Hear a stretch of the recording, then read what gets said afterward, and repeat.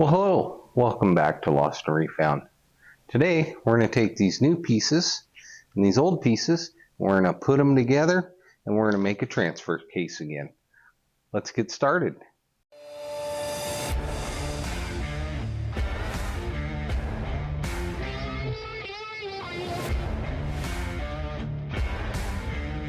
Hi, I'm Kris. Hillary's behind the camera. So, we'll show you what we got going on. So, we got gasket and reseal kit, transfer case adapter gaskets.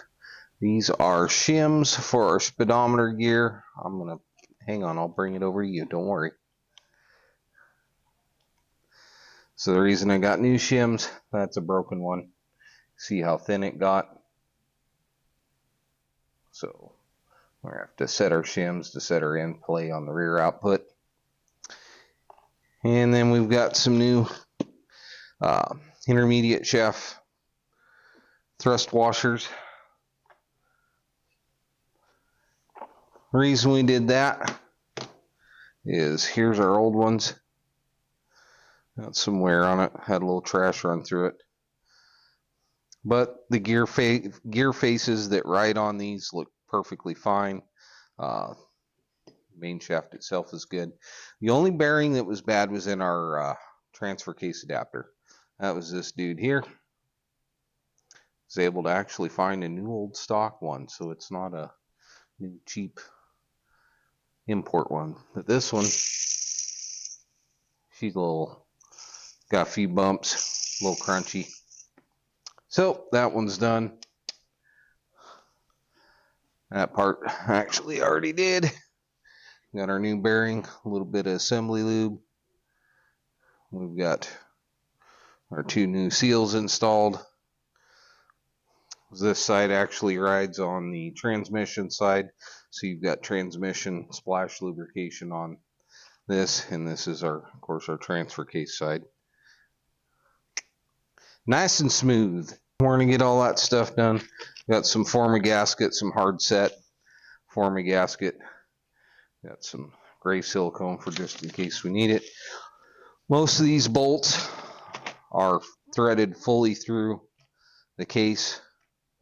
Take that off, send a little light through there, which means you can see all the way through. So what will happen is these were never sealed great. Even when they were built from the factory, they'd leak, and just the gear oil would spiral out of those threads. And even on this front output shaft rear cap, he uses a shim type material, so that's why we've got the hard set forma gasket. It'd just weep out between the shims and the sealing surface. So yeah, downfall of the Dana 20. They were leaky. So we need to do a little welding too. I've got a crack in our dust cover for our bell housing dust shield. Peekaboo. If you'll notice, this one looks kind of, looks pretty plain and unassuming, but that's a very specific one. It is for that nail head bell housing pattern. So a regular GM or Buick Olds Pontiac dust shield will not work. Don't know how hard it is to find one of these, but this one's salvageable. We'll just do a little weld repair, maybe touch up that bolt hole there and make it good.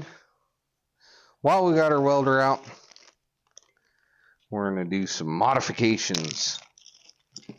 Here are our shifter rails for transmission. Now here's our front output seal support and where our shifter rails go. So don't necessarily do what I'm doing. So this can cause catastrophic transfer case explosion. You don't want that if you're doing it wrong. So with our twin stick, these are right in here, and down through these holes are little spring poppets, springs and poppet balls. Here's our balls, here's our springs. Those go down in, and they ride in the bottom of this cavity and put upward pressure on our shifter rails. You look, there's one on the side here that is open. I went ahead and opened that up. It's got just a little pressed in steel plug. The reason I opened that is this little interlock pill rides in between those two cavities, and our shifter rails have notches cut in them so that it can only go a certain way. So when you twin stick a Dana 20, basically all you're gaining is the ability to run too low. Rear wheel drive low range. You can't have the front independently in gear without the rear being in gear. So I want to be able to disengage the rear axle if I want and put the front into higher low range to be able to do a front dig if I want to. Said, problem is you can get one in low, one in high, and just like Venkman said, don't cross the streams. Don't want to cross the streams. Another modification we're going to do, if you look, this is our rear rail.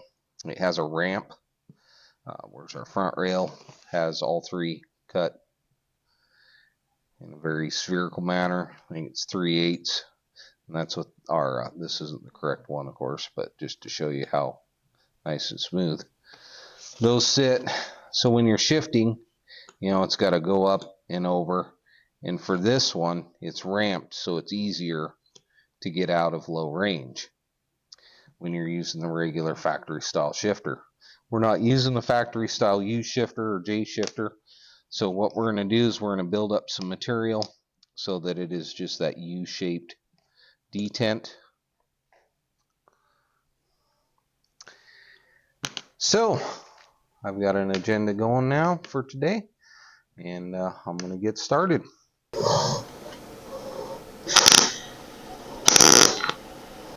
Little tiny welds because it's sheet metal and I'll blow through it. So that'll be good enough to keep it from coming apart. So we've got our area built up. Now we're going to have to do a little grinding and file work and such to get it back down to where that matches that.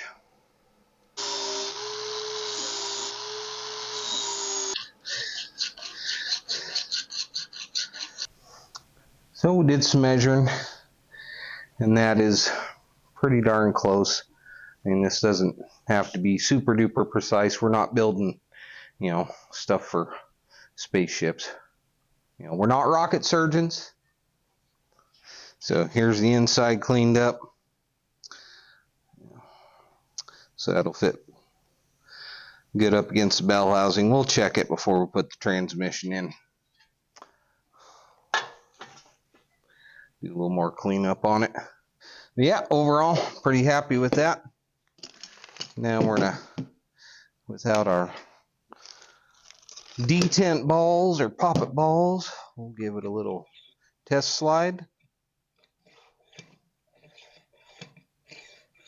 It slides in and out just fine. Yes, it does. In and out just fine. Anyway, here's the front one. And it does the same on the other hole with the other shaft. Now I'm going to get back to work. Since we took that steel plug out, we got a hole there we got to fill. So, like they designed it, you can run an 1/8 inch pipe tap right in there without drilling. A little bit of never come loose in the blue variety. And that hole is now sealed. But if we ever did decide we needed that interlock pill back in for whatever reason, it wouldn't be too hard to reverse that particular part of it. This part, if we did ever want to put the interlock pill back in, wouldn't hurt it a bit. This ramp is just a issue with the factory U shifters and J shifters where they wanted to pop out of low gear. But we're twin sticks, so don't cross the streams. Don't cross the streams. I'll start putting this together. I don't have a book with me right now. I do have a book somewhere that shows the breakdown and stuff. But you can go to Novak's website. They're an excellent resource for transmissions, transfer cases, adapters, so on and so forth. So that's what I'm using. Got my phone here. Got a blown up picture. Well, hello. Love when a plan comes together. Got that on my phone as a reference. We're gonna, throw a little lube on stuff, and you can watch me put it together.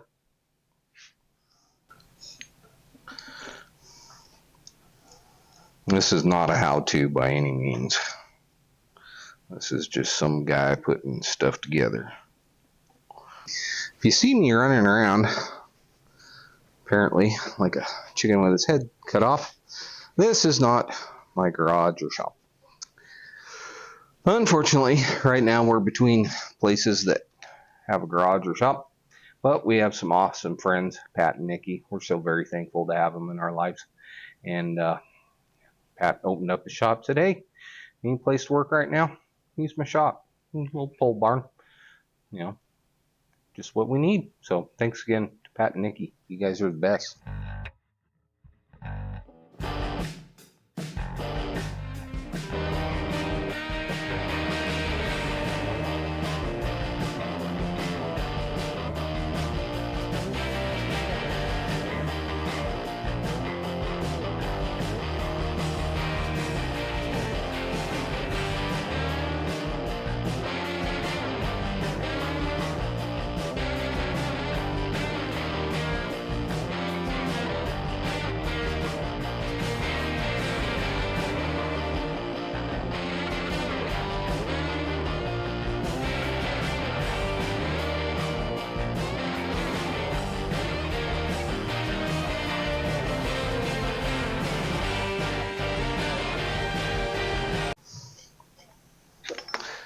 So our bearing on the shaft on this end of the output shaft is very tight, so we've got it seated back here mostly.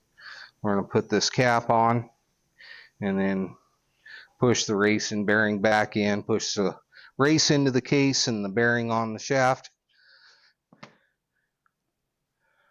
I don't know if this is the way we're supposed to do it, but this is the way I'm doing it.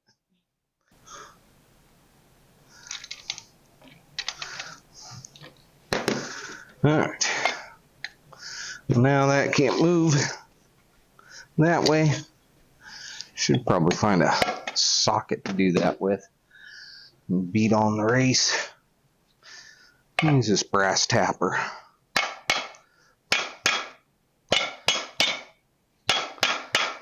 You want me to get where you can see it?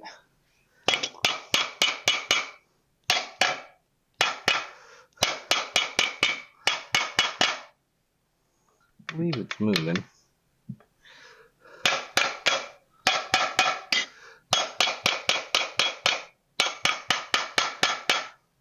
If I had a shop press, we'd be done, but I don't. Let's try it at this angle.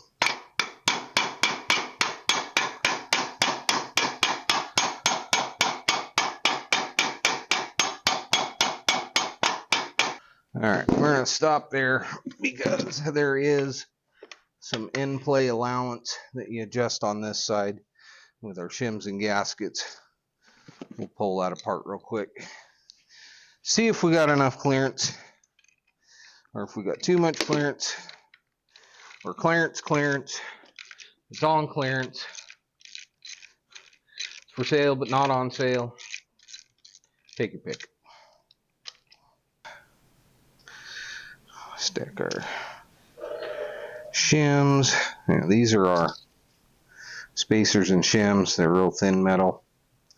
That's what I was saying. We're going to eventually end up coating these in the hardening forma gasket because there is no real gasketed surface on these. They leak. They leaked when they were new. Yeah.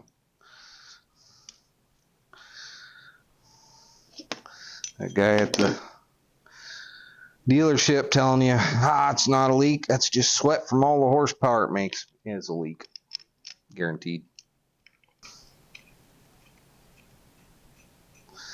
Put that on and hit it the other way after they're snuggled down. And then we'll see where we're at. I'll probably end up checking the end play. Not too terrible concerned about the front output because we didn't change anything. As far as there's no new bearings, there's no new shims. So none of our clearances should have changed enough to get concerned. Might be a little wear, but that's why there's a variance. Rear one, we are going to have to be a little more precise because we had that one shim that I showed you. Ate itself to death.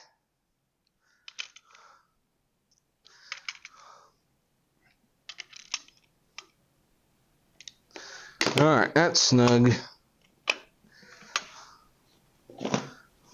I think actually we don't have any. We're a little too tight still.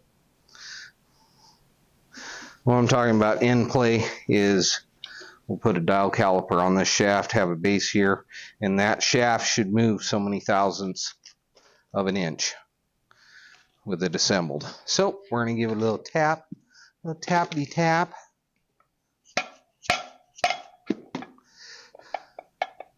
And see now how we have end play. But that will also change once we put that on, because that has a machine surface that will push on our I'm not going to put that on that way now. See, right now we've got too much.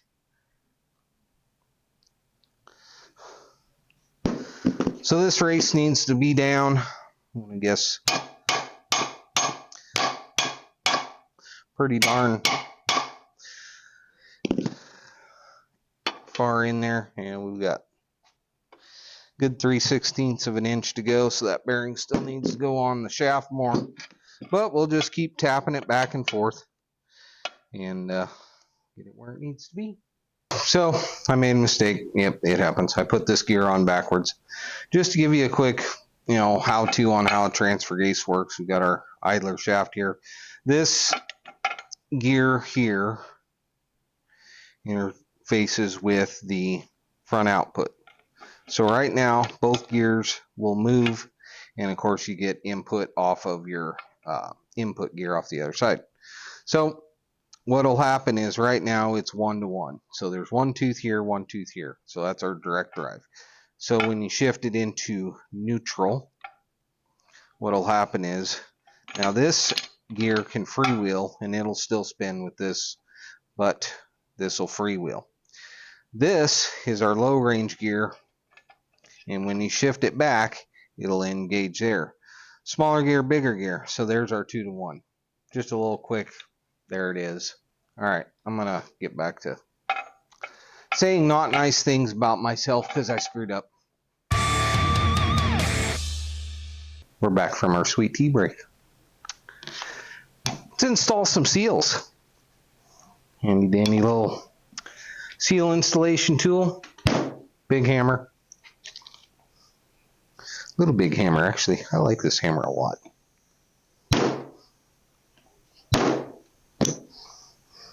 We're going in square. We're a little off. Hit a little harder on that side. We're a little off.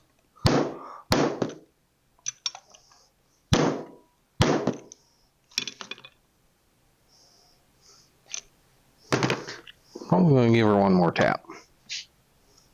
And I did verify that these do fit the output yokes.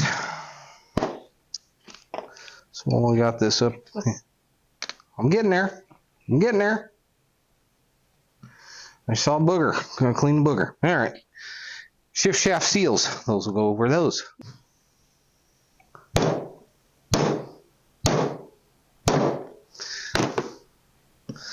That's the sealer on the seal. It's just paint, basically. Those really can only go so far in. Probably just whack it with a hammer and get it in. But we're going to try not to tear stuff up.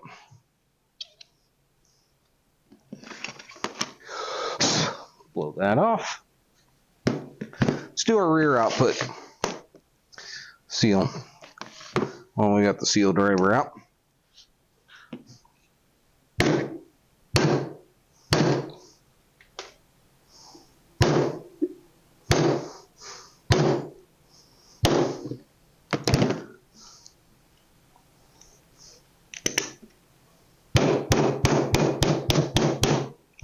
Oh, feels pretty good. Okay, so those are done. The reason I want to do that is because next I want to put our front output housing and shift fork housing on. We're going to need 2 poppet balls, 2 poppet springs. And those are going to go down in there. Springs first. Bloop. I said bloop. It's not blooping. There we go. Another spring. Are you going to bloop? Not to bloop. Bloop into your spot. There you go. All right. I don't know if you can see in there. There's the springs. Not really. It's dark in there. All right. So this is the hard part. Because now you got to balance putting this on, getting those down. So if those happen to fall out, tell me where they go, because I need to know these things. Do them hopefully one side at a time. All right. So far, muy bueno.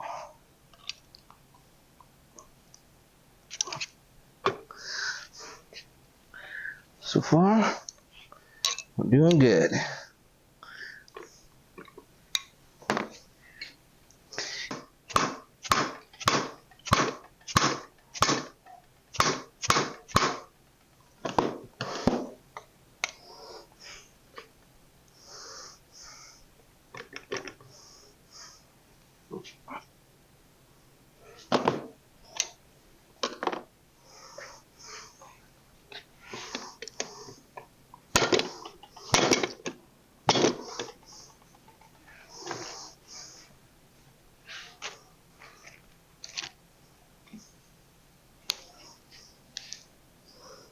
So that one is down. That one is also down. Okay.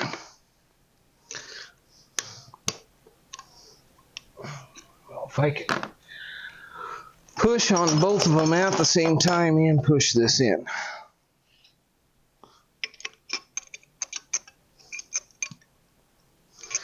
I don't think so, but we're going to try. Nope.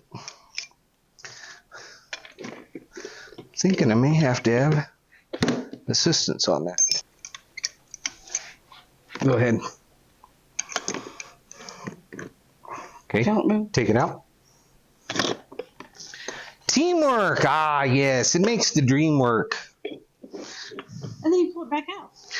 No, I did not. I need to squirt just a little bit of love down there, a little bit of lube.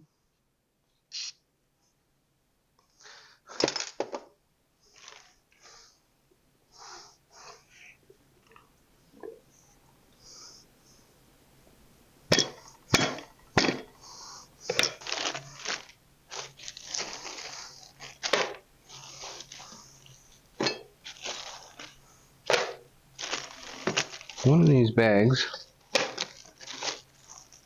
has the correct bolts.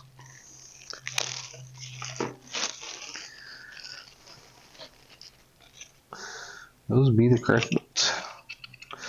I'm going to end up pulling all these bolts back out after we get it assembled. Pull them one at a time and put thread sealer on. We were talking about earlier. They leak. It's a leaker. And one for you. Okay.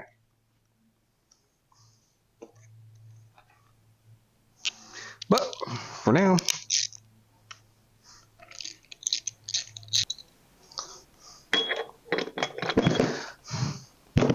so if you didn't see, we've got our rear output slider gear installed as well. Here's our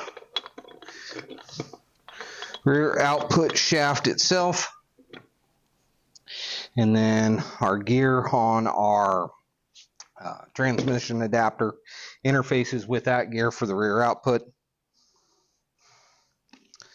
So I think we're to the point where I just wanted to get everything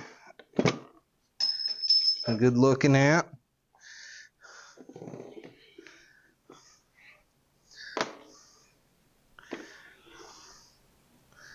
See if things line up the way I want them to.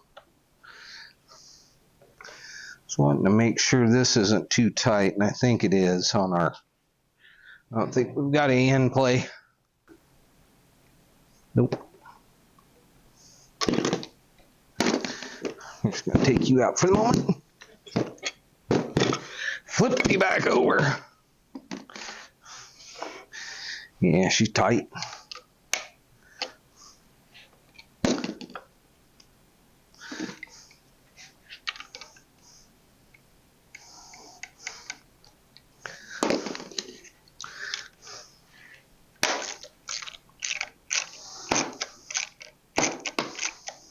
Yeah, I think we're going to have to potentially shim that rear cap.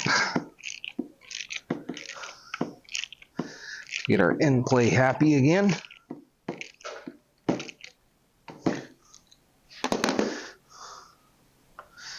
Yeah, there's no end play, but I think do we have a gasket? We do not. So, interesting. Alright, we're going to have to smack on that a little bit, on that bearing and race. Get our end play back. And if not, we'll have to get another shim. So, I'm going to take this apart. Again, trial and error. Come here, brake. Spin late. What? How many years since I went through this thing? It's before you. Long, long time ago. I can still remember when. Yeah. Anyway, it was pre-Hillary times. So, that's been at least 20 years. Holy cow. It hurts to say stuff like that out loud sometimes. We weren't kidding when they say words hurt sometimes. Who would have known it'd be your own words? Alright. We'll get this fixed and then we'll get back to it. I'll catch up with you guys on the next important part. Alright, wanted to show you the setup on check and end play. So, we've got for our front output, we want about 3 to 5. And you see that little needle moves just right at 5. Rather have it tiny bit loose than too tight, honestly. So our front end play is set. We're going to use the same dial indicator gauge to check our rear output once we're all assembled on the rear. And next up is going to be the messy part. Yes. We have to get our intermediate gear. Let me reach around you here. Our intermediate gear. Our thrust washers on the intermediate gear.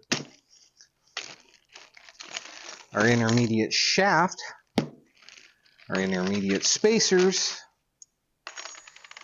And get all those out. Yep.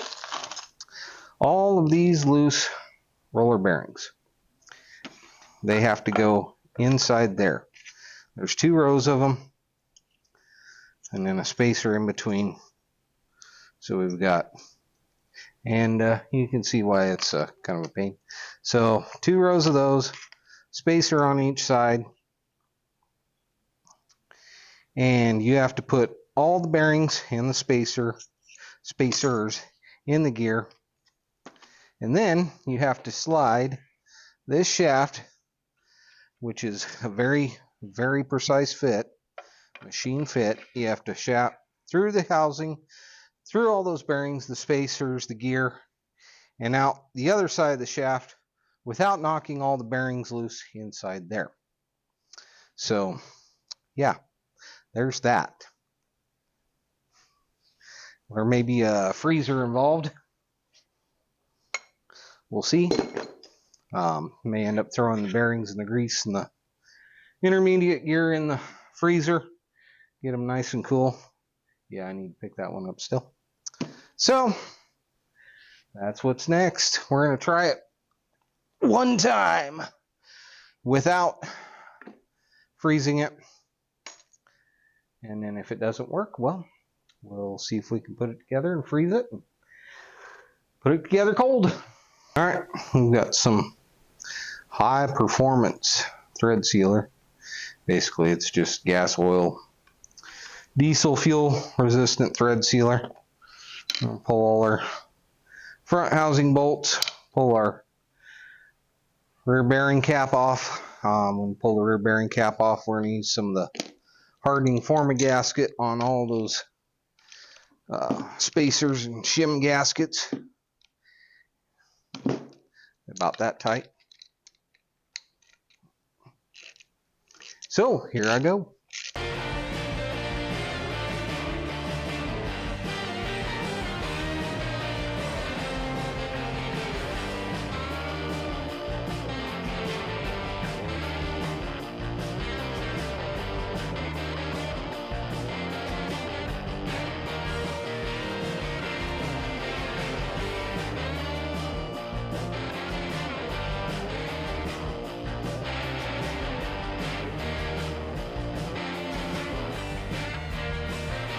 Those detents are taut, which is what I wanted.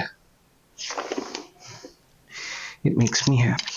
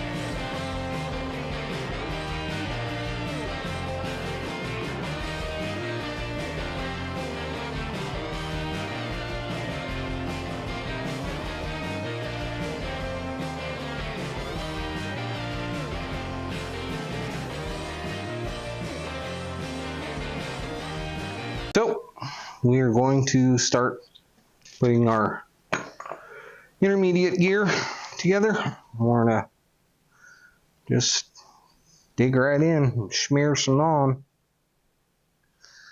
I don't know if this is going to be the way to do it, but I'm going to try it.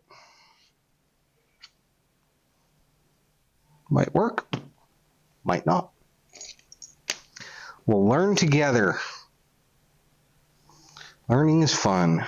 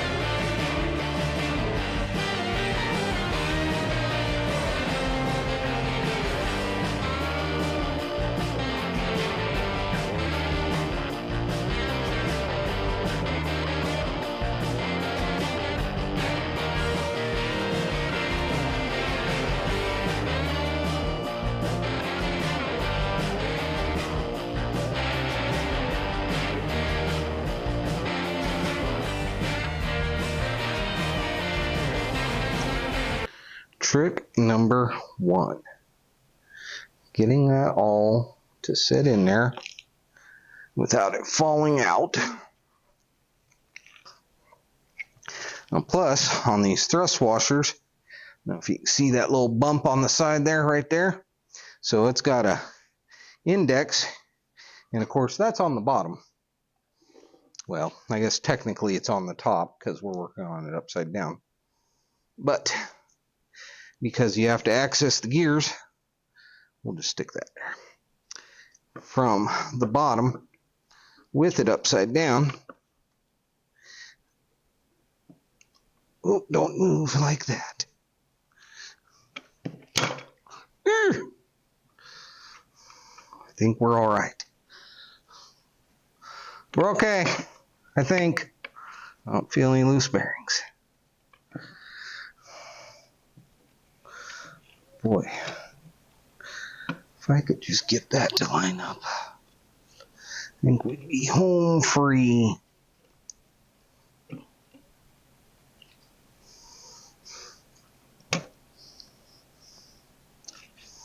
Grab the light for me. Shine the light down here. Perfect. We're getting somewhere. I think we're getting somewhere.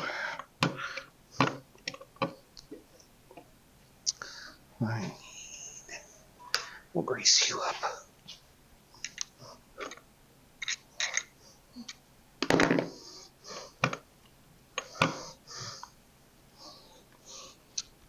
Almost there. Can see it through the hole. Alright.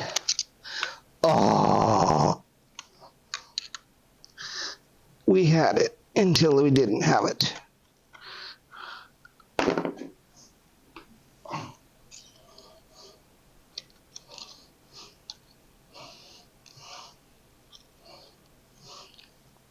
Okay. That one is in place. Now, we got to get this other one spun into place because we have that much room, which is not much. It's gesundheit. I'm rethinking my decision. I cannot get that in there that way. It won't happen. So, let's see if we can get this gear out. Ooh. We were close to having a event of crying. That one's sticking good. Let's just slather you up.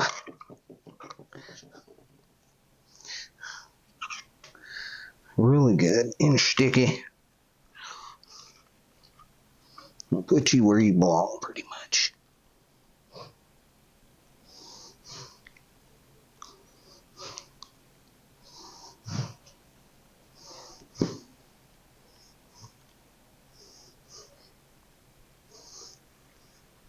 So far, all the bearings are still where they need to be. I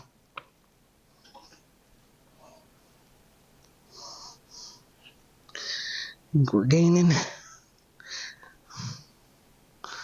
Oh, yes, I like it. Now we just need to make sure our washers, our bearings, our spacers all line up. I think they do. There's bearings, there's spacer, and there's my finger. I think we've got that last thrust washer just hanging us up a little. I'm going to have to ditch those and go commando, I think.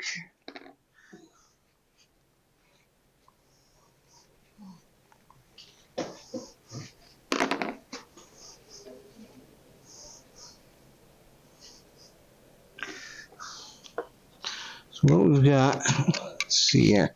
See that shiny spot in there? So that's not lined up properly. So we've got to get that. Oop, hello, nice running into you here. Got to get that thrust washer lined up so that shaft can come through. And I'm not sure which way it needs to go.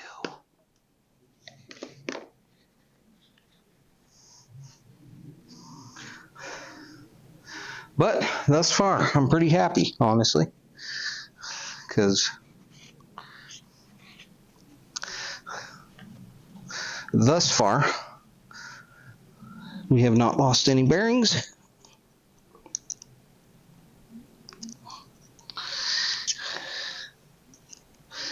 So I'm going to be happy about that. Why won't you go in your home? Go where you belong.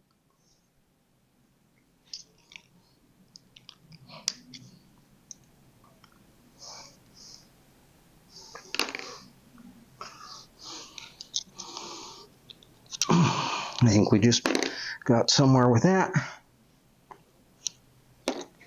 All right. Gentle taps. All right. I believe we are through all the components, save for the other side of the housing. BFH time.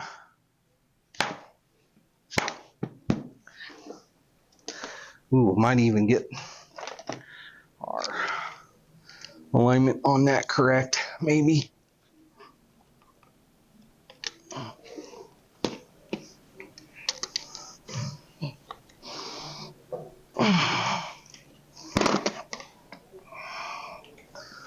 Nope, I think it needs to come out again.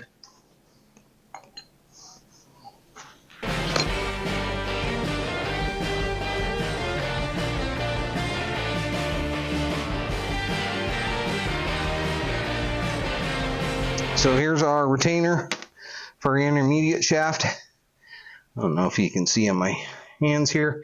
It's got a little bit of a curve to it. That curve will be spring tension to hold that into place.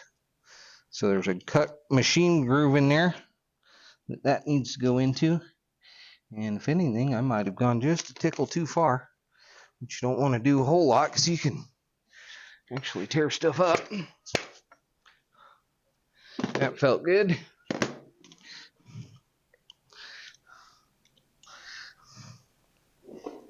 I need to see what's going on here. Well, poo-poo. Poo-poo. Our O-ring came out of the groove. See the O-ring laying there in the black? Okay. So, I'm going to pop that out. Put that O-ring back where it belongs.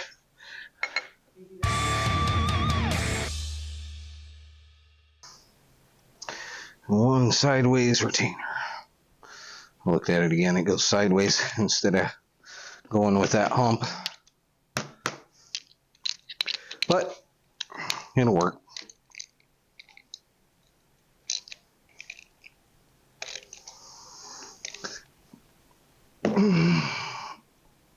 Well, the one part I was kind of dreading more than anything today went rather well.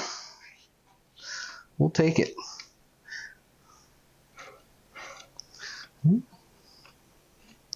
Everything's moving as it should. So now, I can do some rear output action.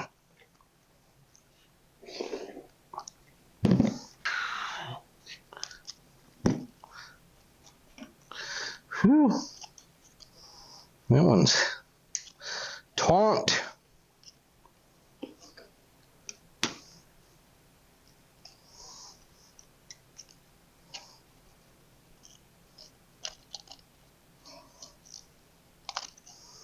Need a gasket stretcher.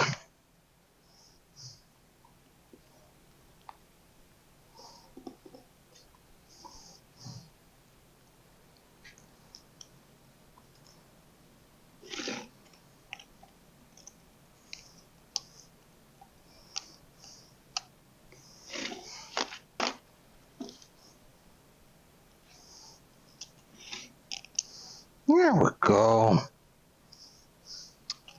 It is directional. See, it only goes on one way. Alright. Excuse me as I wipe sweat off me.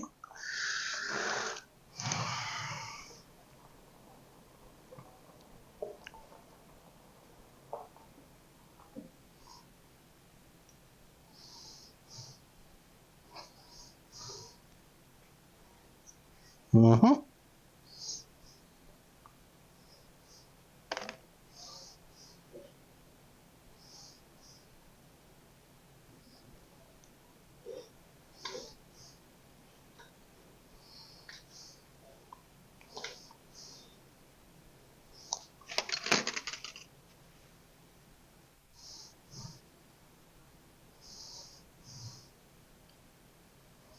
Alright, I said that was directional, so we're going to put it on the correct way, of course.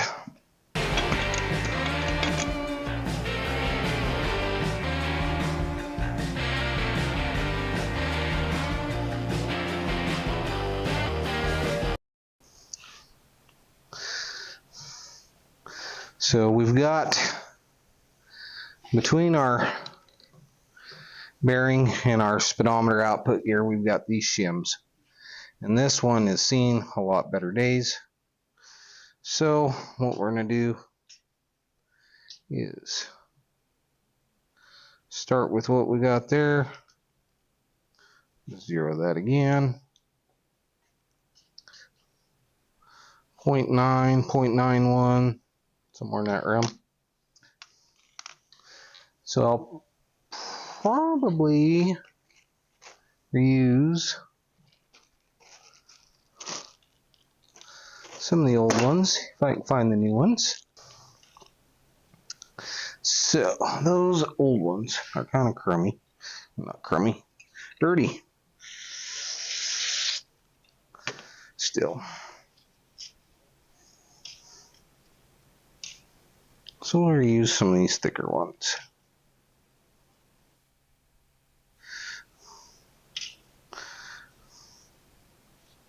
Definitely want to use that bad boy.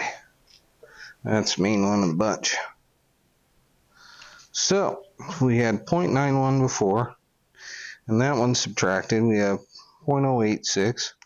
So we need one that's about double up, or 0.005.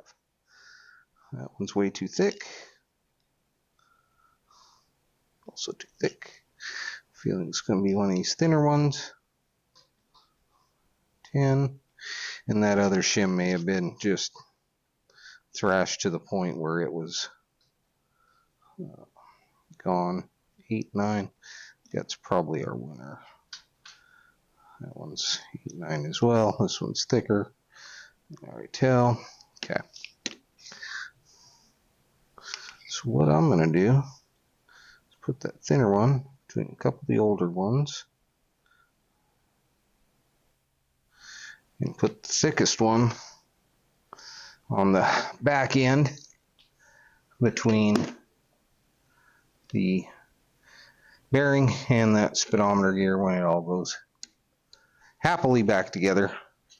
So if I believe that goes the other way, it would have to, because otherwise it would not work. Okay. So I'm going to work on getting that together. And then we'll put our input and check our backlash, and we'll be getting further along. I don't know if you can see the dial or not. We'll try and get her on 0 for you.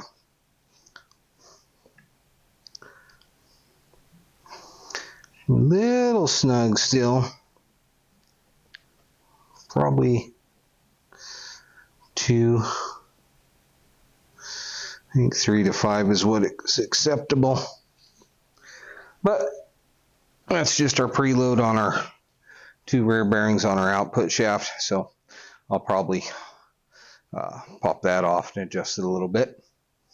But for now, we're ready to start moving along and putting the rest of it back together. Oh, girl. There you go.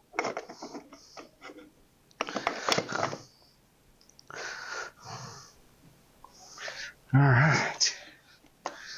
Now, again, with the thread sealer. This time we'll do got it like that.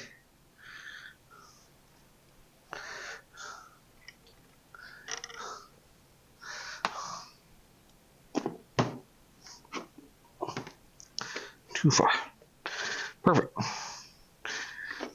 Oop, too far again. Oh, son of a biscuit eater.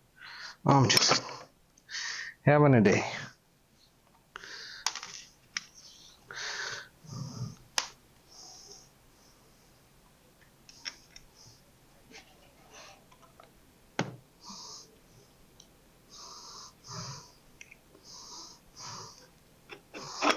Oh, there she is. Now she's happy.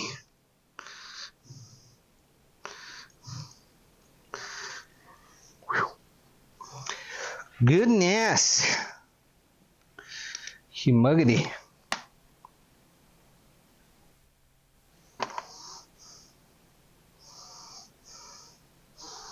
They do make a stronger rear output housing and shaft assembly for these units.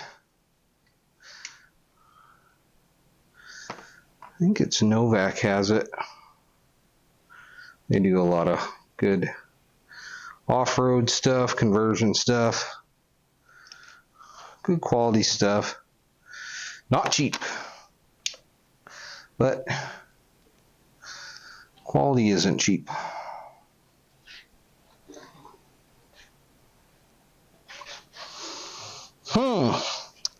I was off a little bit. I was off a lot. I was wondering, but you kept moving it there. Yeah. This guy keeps thinking this is the top. It's not.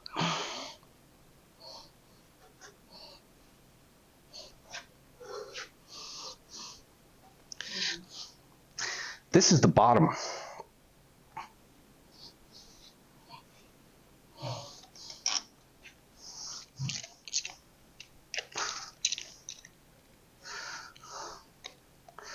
All right.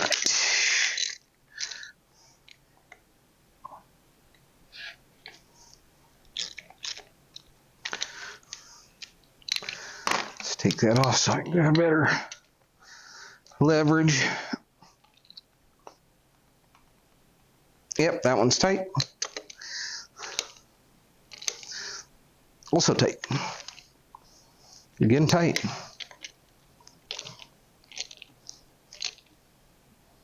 Yes, it is tight. And are you? Yes, you're tight as well. All right. Last thing on our rear output is our speedometer drive. We'll slick them on there.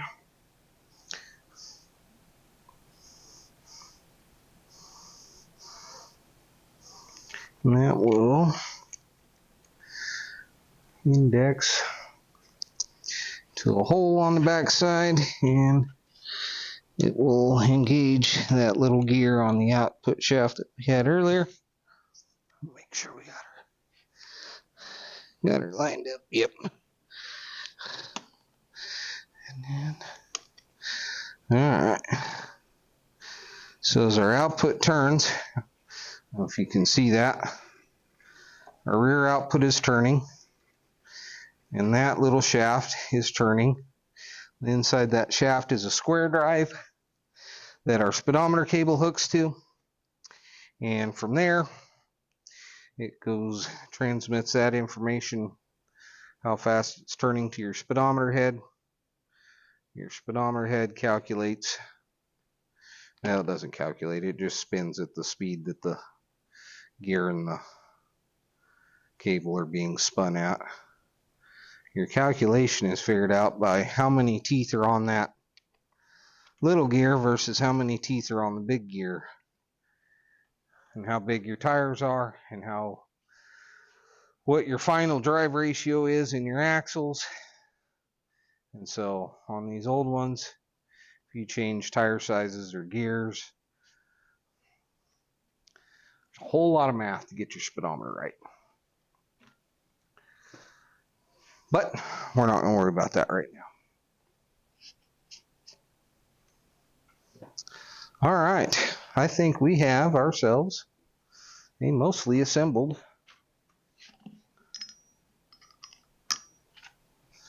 transfer case. Not going to put this, well, I'll end up putting it on. This is our input gear and our transfer case adapter.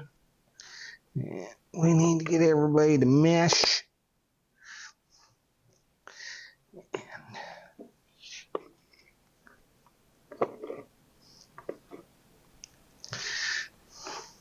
Also known as the gold sparkly piece from the transmission. That's the gold sparkly piece. Okay, so right now everything should be in neutral. Yep, we can spin our rear output, we can spin our front output, and those do not move. I want to go ahead and put some bolts in there and kind of run her through the gears a little and show these fine peoples what that's all about.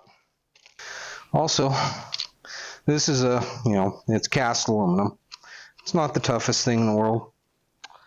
Novak adapters, once again, they sell a billet replacement version if you need such a thing. Of course, this is upside down. We've gone through that already because I had it upside down. So right now your input gear spins. See if I can spin this without a shaft.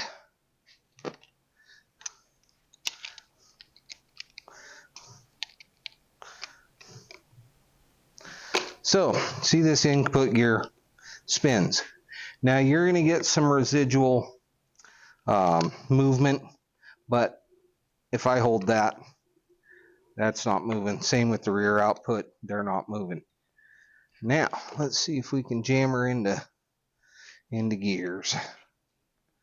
Let's do, what do I want to do first? Let's do high range, because that's pulling out. Let me find a better puller outer. Yeah, maybe this will work. All right. So that is our rear shift mechanism that is spun. We are now in rear high.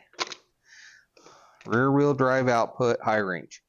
Here's our front, staying still. So we have this gear shifted over. It's now engaging that cog and the cog underneath. So those are coupled by this gear.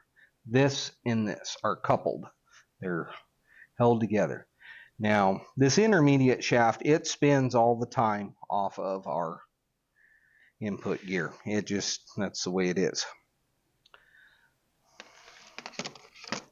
So now, we're in 4-high. And now, let's see if I can do this without pulling it off the bench. Alright. That is our front shift fork, now engaged in high range. I don't know if you saw when I did that, this gear slid over, it coupled this gear and the little gear on the back side of this one. So now we are locked into 4-high. Everything spins.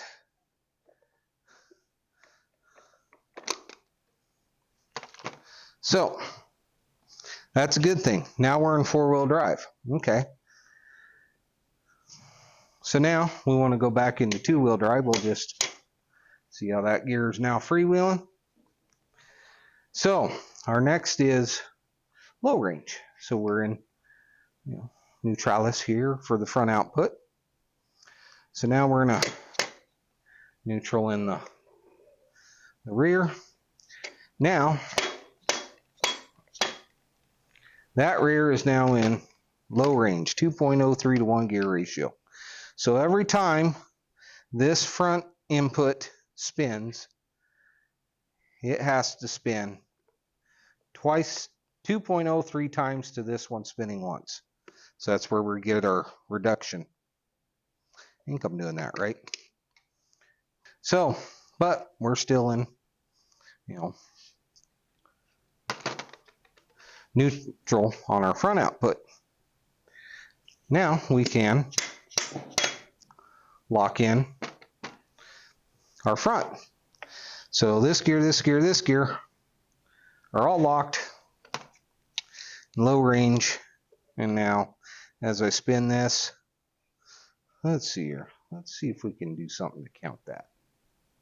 Let's put a little schmutz on there.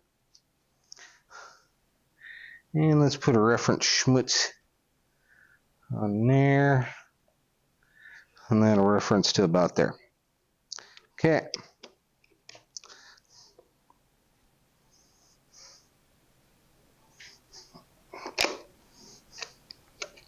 So our input has just made one full revolution. Our output has made half a revolution. And now we'll do our full revolution again on our input, and our output comes back out. So you're spinning the input faster than your output, where you get more RPMs out of your engine. That's how that works. So, you heard me talking about earlier. What? Don't cross the streams. You don't want to cross the streams. You don't want to cross the sticks. What'll happen is if you get this locked into high range on one side and low range on the other, it won't want to move. Let's see if I can get this to disengage one or the other without a fight. Yep. Hey, I've got that low range popping out situation taken care of. She don't want to pop out of low range. And that's a good thing. So there's not much that'll make you squirt your pants like sliding down a hill because it popped out of gear. All right. All right. Front is disengaged. Rear is engaged. Now, if we were to pull, so pull it that into high range, that's a problem. That's a big problem. See, it'll spin on the bench because we don't have any resistance here. If this was coupled to a drive shaft, coupled to the axle cut with the wheels on the ground, this output is going to want to spin at 1 to 1. This output's going to want to spin at 2 to 1. Something's going to give, and it's going to give in a big way. So we're going to be very careful as to not cross the streams. Man, I really got that low range locking in now. I like it. So now we're in high all the way around.